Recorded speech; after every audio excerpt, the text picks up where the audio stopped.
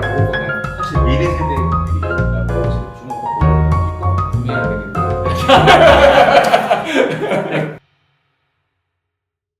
안녕하세요. 저는 이제 컴파스에서 무역 업무를 담당하고 있는 제이입니다. 안녕하세요. 저는 언더독 커피의 모든 걸 맡고 있는 방세훈이라고 합니다. 안녕하세요. 저는 콤파스 커피의 그린빈 소싱과 퓨시를 담당하고 있는 마크입니다. 지난 편이 볼리비아 커피였는데 자, 이번에는 베트남 커피입니다. 자, 오늘 베트남 커피에 대해서 좀 얘기를 해볼 건데 저희가 엑셀사나 파일로브스타라고 하는 배워보지도 못했었던 거를 저희가 실제로 현업에서 일하면서 먹잖아요. 한 번, 두 번 볶아보고 이 커피는 이런 커피야 라고 딱 단정 짓지 못하겠더라고요. 이 커피가 갖고 있는 맛이 스펙트럼이 어디서부터 어디까지를 조금 더 이제 여유로운 마음을 갖고 여러 번의 테스트를 거쳐서 한번 볶다 보면 본인만의 맛있는 포인트를 좀 찾을 수 있지 않을까라는 생각이 들었고, 저희가 로스팅 해봤을 때는 품종 자체가 갖고 있는 맛이 단맛이 좀 굉장히 좋고 비투한 느낌이 좀 좋기 때문에 일반 아라비카 커피들보다 조금 더 열을 충분하게 줘서 약간 그 마이야르 구간이나 카라멜 구간을 조금 더 길게 했을 때 단맛이 좀 많이 올라가고, 그러면서 비투한 느낌은 상대적으로 굉장히 적어서 그런 부분이 좀 좋았었던 것 같아요. 그래도 아직 이 커피가 갖고 있는 100%는 도달하려면 아직 멀었다라고 하는 생각이 좀 들더라고요. 저는 사진으로 처음 보고서 깜짝 놀랐어요. 무슨 저는- 목련나무처럼 네. 생겼고 키가 막 3m 되는 거 보면서 와, 이게 이런 나무도 있구나. 엄청 잘 자라고. 저도 예전에 갔다가 미용업 선물 받아서 막 키웠는데 진짜 잘 자라요. 가만 냅둬도 그냥 잘 자라고. 그냥 원래 엑셀사나 리베리카가, 엑셀사 같은 경우에는 로부스타 농장에서 그래프팅이라고 하잖아요. 접목할 때 밑에 뿌리를 다 엑셀사를 쓰고 위에를 다 로부스타를 쓰고 더 튼튼하게 하려고. 그래서 아직도 그렇게 하는데도 막 대표님 말씀하신 요 포인트가 사실 미래 세대의 커피라고 지금 주목받고 있는 이유 중에 하나거든요. 아까 스카시 이야기했을 때 아무데나 막 놔둬도 잘 자란다.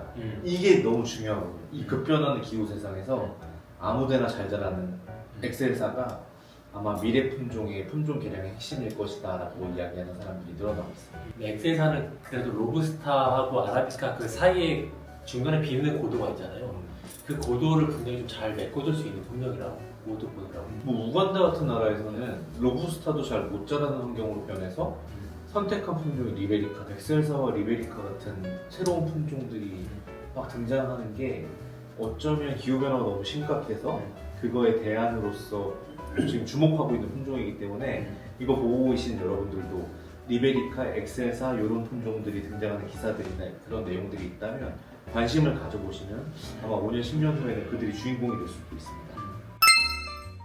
농부들 얘기를 좀 넘어가 보면 저희 베트남 이제 저희 파트너들 얼마나 뛰어난 애들이라 그런지 몰라도 좀 특이한 게 좀 있었어요. 보통 이 인도네시아 같은 경우는 따는 사람 따로 있고 가공하는 사람 따로 있고 수출하는 사람 따로 있고 커피숍 하는 사람 따로 있고 로스팅하는 사람 따로 이렇게 분업화가 좀 많이 돼 있거든요. 근데 저희가 거래하는 소울 농장 96B 같은 곳들은 이렇게 농장인데 로스팅을 하고 교육을 하고 매장을 하고, 근데 그냥 하는 게 아니라 이게 하나의 브랜드 내에서 굉장히 촘촘하게 잘 짜여져서 운영이 되더라고요. 왜 이렇게 잘하지?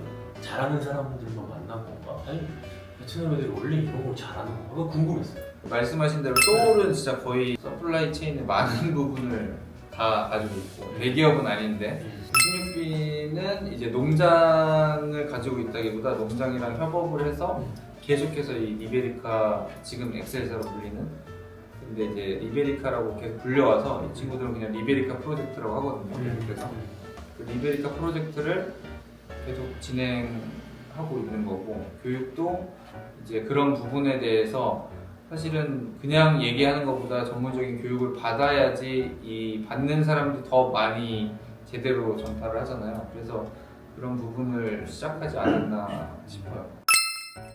소울 같은 경우도 제가 거의 시작하는 단계부터 봐왔는데 갈수록 정말 이렇게까지 성장을 하는구나 생각이 들었고, 자연스럽게 이제 수입하게 됐죠. 소울 같은 경우는 농장도 갖고 있고 가공도 하고 그다음에 매장도 베트남에 한 5개 그런 회사라서 굉장히 탄탄한 브랜딩을 하고 있다라고 생각이 들고, 그리고 이 친구가 호주에서 커피를 배웠어요. 베트남에서 커피 생산자들이 선두주자로 앞서간다라는 친구들은 대부분의 사람들이 호주나 다른 지역에서 외국에서 공부를 하다 온 친구들이에요. 부모님 걸 물려받아서 적응력도 있고 배웠고 네.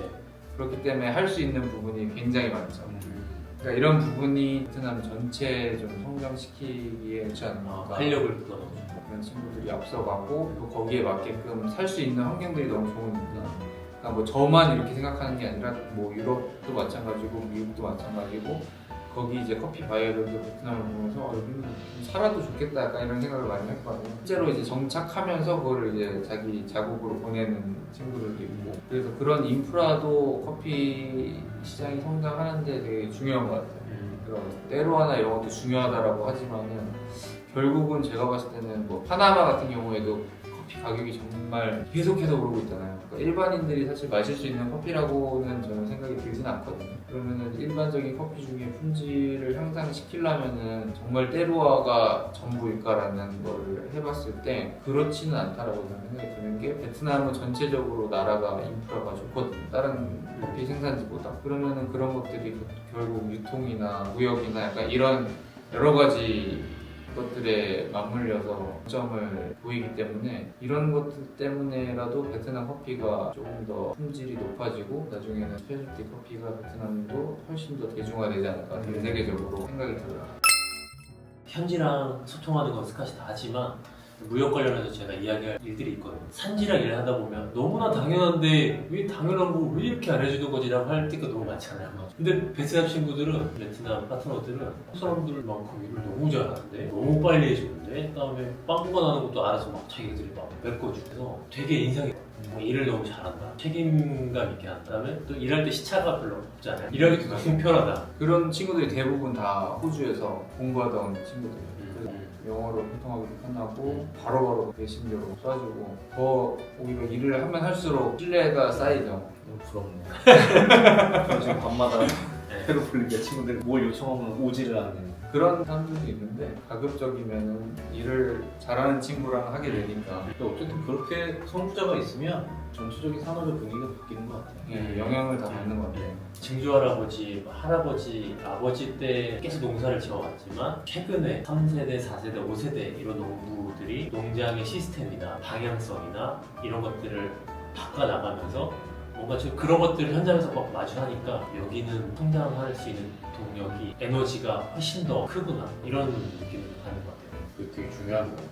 뭘 하나 알려줬을 때 이거를 하나만 하느냐, 아니면 이걸 고민해서 1을 2로 바꾸고 2를 3으로 바꿔서 자기네 딱 맞는 걸로 막 노력하는 것들이 하나둘씩 이어지면 엄청난 힘을 낼 것 같아요. 근데 진짜 그 베트남 친구들이랑 네. 막 셀렉션 한번 해보고 싶어요. 그 우리나라에 좋은 누를 가져와서 어떤 품종이든 상관없이 곳에 있는 좋은 때루아를 지니고 있는 커피들이랑 만나게 하면 어떤 느낌의 커피가 만들어질지. 베트남 가기 전에 뭐 한번 얘기를 해가지고. 근데 그 막 제가 받았던 여러 가지 자료들 중에 보면 그 엑셀사는 과육이 너무 두텁게 있어서 퍼먼테이션이 안 돼서 시드를 하기가 어렵다 네. 라고 하더라고요. 근데 그럴 수가 있나요? 제가 가공을 안 해봐서 모르겠는데 엑셀사 나무에서 떼가지고 했을 때는 확실히 그런 건 있어요. 과육이 두껍냐? 예. 펄빙이 안 되는 건 아닌데 굉장히 단단하다. 마취기가 엄청 탄탄한가요? 네.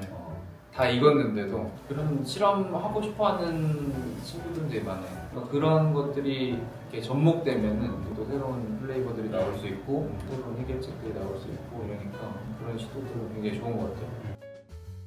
저희가 베트남 커피를 수입을 할 때 베트남에서 이제 되게 여러 농장의 커피를 수입해 오잖아요.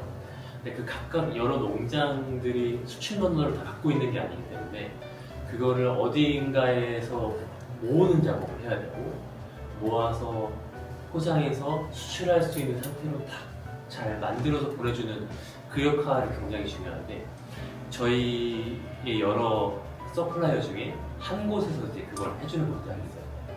거기 농장의 이름이 위대한 체리 그레이체리 무료 그레이체리입니다. 네. 그 농장 소개 좀 해주실까요? 네, 여기도 뭐 저도 이제 안 지는 얼마 안 됐는데 그레이체리가 이제 앞서 제가 말씀드린 정말 그 호주에서 공부했던 친구가 베트남에 돌아와서 커피 사업을 한 그런 케이스인데 여긴 정확히 말하자면은 제가 알기로는 호주인이에요.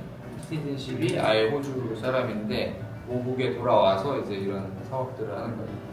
그렇기 때문에 이제 뭐 이미 되게 커피 선진 문화나 그다음에 이런 선진국들이 어떤 걸 요구하는지에 대해서 분명히 알고 있고 그 퀄리티를 맞추기 위해서 굉장히 노력하고 있고 다양하게 뭐 필요하다 보면 또 여러 가지 사명들이 생기잖아요. 근데 제가 봤을 때 이제 그레이체리의 그 대표 윌 같은 경우에는 이런 부분, 그러니까 자기가 이런 부분 이렇게 커피를 잘 받아서 문제 없이 수출하고 이런 과정들을 잘 책임지는 게 베트남 커피에 대한 어떤 그런 레퓨테이션을 좀 올리는 그런 역할을 한다라고 믿고 있는 것 같아요. 근데 그게 또 되게 맞는 것 같아요. 어떤 맛에만 집중하기보다는 결국은 이게 무역이 수월하게 이루어지려면 이런 부분을 잘 하는 친구들이 있어야 되는데 그런 부분이 없기 때문에 그 역할을 굉장히 잘 하고 있다라고 생각이 들고 그렇기 때문에 이제 컴파스랑 저도 여기다 맡기면 진짜 좀 문제가 없겠다. 거기다가 이제 저도 이제 베트남 커피에 대해서 많은 부분을 알지만은 뭐 이 친구는 거기 현지에 있는 친구이기 때문에 훨씬 더 많은 정보를 갖고 있고 또 뭐가 좋은지 또 자기가 또 소개하고 싶은 것도 뭔지 약간 이런 부분도 알 수 있기 때문에 이런 거 되게 좋은 것 같아요. 베트남의 장점 중에 하나가 이런 데가 조금씩 더 많이 생겨나고 있어요. 예전에는 이제 한 군데서 되게 독점했거든요. 거기가 실제로 지금 제일 큰 커피 후어딩 회사고 뭐 한국이랑도 거래를 제일 많이 하고 있는 회사인데 그런 쪽 말고도 정말 일을 지금 그레이체리처럼 일을 잘하는 회사들이 점점 많이 생겨나는 것 같아요. 자체적으로 이제 커피 생산을 하고 후어딩에서도 자기 역할을 잘 해내는 그런 회사들. 일을 스무스하게 잘했었어요. 네. 지금 들어와 있는 커피 중에 이제 그레이체리의 허니 스무스. 맛이 스무스한 게 아니라 일처리가 스무스하다. 아 스무스한 겁니다. 아름답게.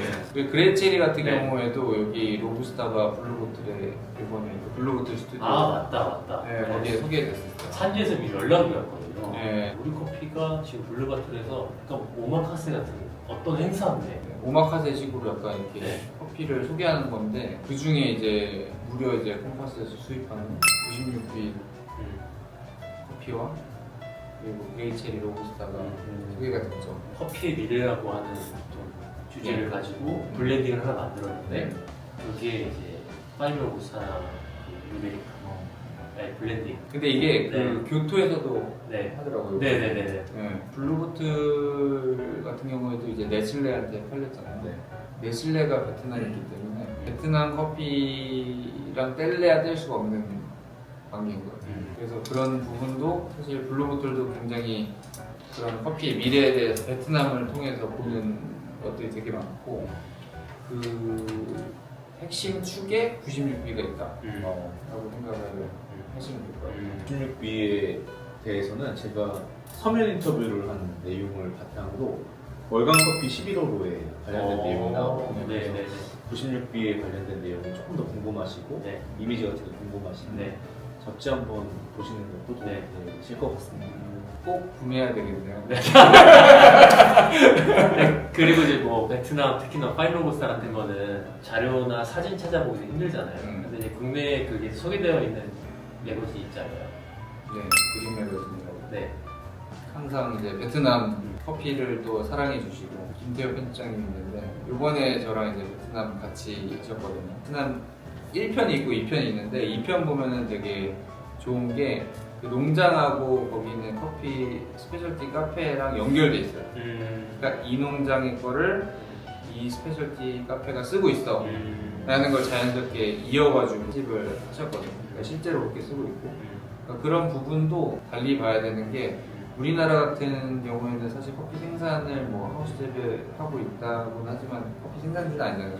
이제 베트남 같은 경우에는 그 그 소비와 생산이 같이 이루어지는 나라이기 때문에 그 성장 속도가 저는 굉장히 빠르다고 보고 그런 이해도나 이런 것도 좀 남다르다고 보고 그런 것들도 한 번에 보고 그 잡지를 보면서 이제 어디가 베트남 갔을 때 어떤 카페를 가봐야 되겠다. 왜냐면은 보통 우리나라에서 베트남 커피 어떤 카페 갈까요? 하면 막 홈카페 뭐 이런 데 추천해주고 이러잖아요. 그러니까 그런 것보다는 진짜 현지에서 어떤 커피를 이런 카페들이 잘 쓰고 있고 이런 좀 무브먼트들이 있다.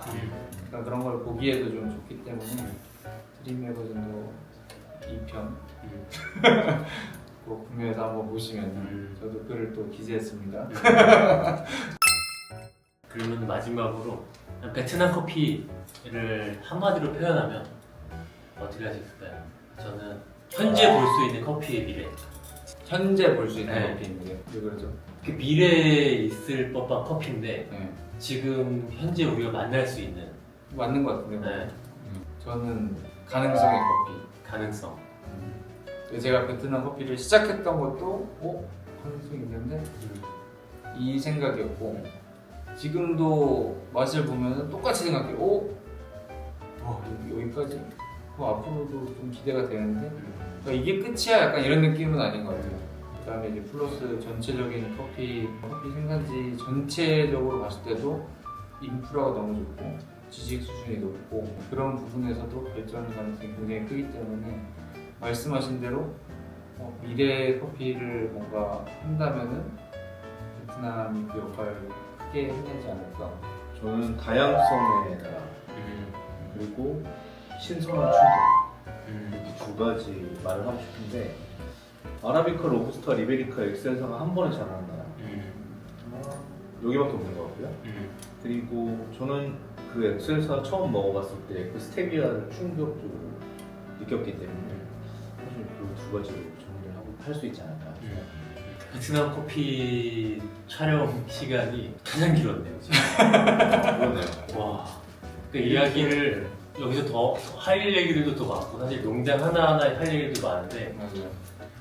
그러면 내일로 넘어가야 될 것 같아서 얘기를 많이 못하지만 이야기를 하면서 더 느꼈던 게 그냥 단순한 커피 생산국이 아니구나 라는 생각이 들었고 파인 로부스타도 신선했는데 거기에 이제 스페셜티 커피 아라비카에 리베리카에 엑셀사 커피까지 다양한 커피들이 존재하고 있고 그런 커피들을 그냥 막 싸게 많은 양을 파는 게 아니라 다양하게 실험하고 가공해서 잘 패키징 해가지고 판매하고 있는 브랜드들이 많이 늘어나고 있고 그런 그 에너지들이 더 젊은 3세대, 4세대, 5세대 그 농부들이나 아니면 교육을 많이 받은 젊은 친구들에 의해서 뭔가 에너지가 폭발해서 올라오는 것 같은 그런 느낌들도 들어서 앞으로 이 베트남 커피는 약간 가능성, 또 다양성, 그다음에 지금 볼 수 있는 커피의 미래가 잘 버무려진 커피 산지가 아닌가라는 생각이 들었습니다. 그래서 언더독과 함께 이 베트남 커피를 하나씩 알아가는 것과 저희한테도 너무나 즐겁고 저희가 느끼는 어떤 이런 즐거움과 새로운 향미에 대한 경험, 새로운 커피에 대한 이야기들을 많은 여러분들도 경험해 보셨으면 좋겠다라는 생각이 우리 주변에 있는 커피 너머에 있는 새로운 커피 이야기들을 또 지속적으로 들려주는 일을 하는 게 또 저희의 즐거움이니까 새로운 커피들도 열심히 산지로 또 가보시죠. 네. 오늘 함께 해주신 언더커피의 스탑과 그다음 쿠바스의 마크, 그다음에 제이였습니다. 긴 시간 시청해주셔서 정말 감사드리고요. 다음 커피에는 아마 남미로 갈 것 같습니다. 남미의 브라질 편으로 저희가 또 찾아오도록 하겠습니다. 감사합니다. 다음에 뵙겠습니다. 감사합니다.